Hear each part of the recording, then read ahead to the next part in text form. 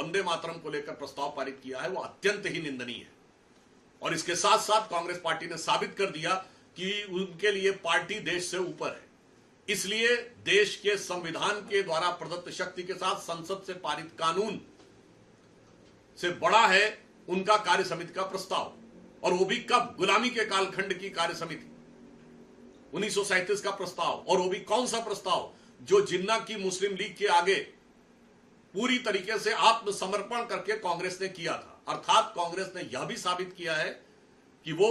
अपने को संविधान से ऊपर, अपने को देश से ऊपर और अपने पार्टी के प्रस्ताव को संविधान के कानून से ऊपर मानती है। और उसके साथ अब इस अटकलों पर विराम लगा दिया है कांग्रेस ने कि वो अब आज की नई मुस्लिम लीग हो गई है। क्योंकि जो जिद मुस्लिम लीग की थी 1937 में वंदे मातरम को लेकर,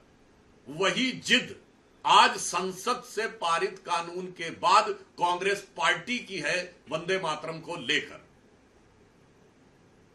और मैं कांग्रेस पार्टी को यह भी और देश को याद दिलाना चाहता हूं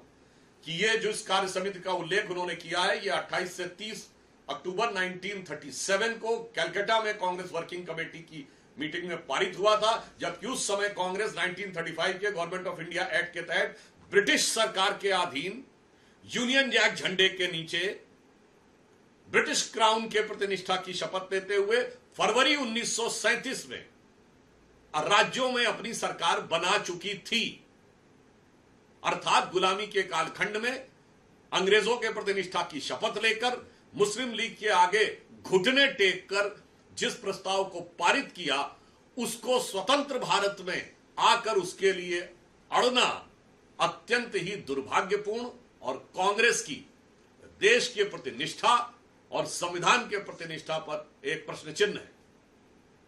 और साथ ही मैं कांग्रेस को यह भी याद दिलाना चाहता हूं कि इस कार्य समिति के प्रस्ताव के लिए नेहरू जी ने जिन्ना को लेटर लिखा 6 अप्रैल 1938 को,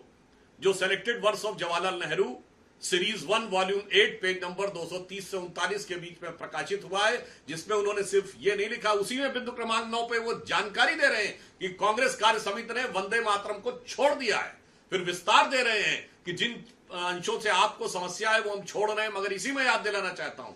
इसी में वो ये भी लिख रहे हैं बिंदु क्रमांक 12 के ऊपर कि भारत के तिरंगे के साथ साथ हमने जो एडॉप्ट किया तिरंगे के साथ साथ मुस्लिम लीग के झंडे को भी समान सम्मान मिलना चाहिए। और इसी में बिंदु क्रमांक 7 पर नेहरू जी ये भी लिख रहे हैं मुस्लिम लीग के प्रति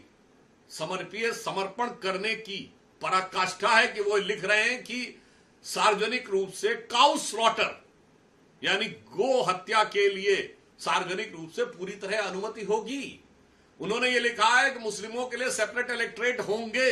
यानी ऐसे क्षेत्र होंगे जहां मुस्लिम ही चुनाव लड़ेगा और सिर्फ वही वोट करेगा। तो मुझे लगता है इतने शर्मनाक अध्याय को भूलने की बजाय,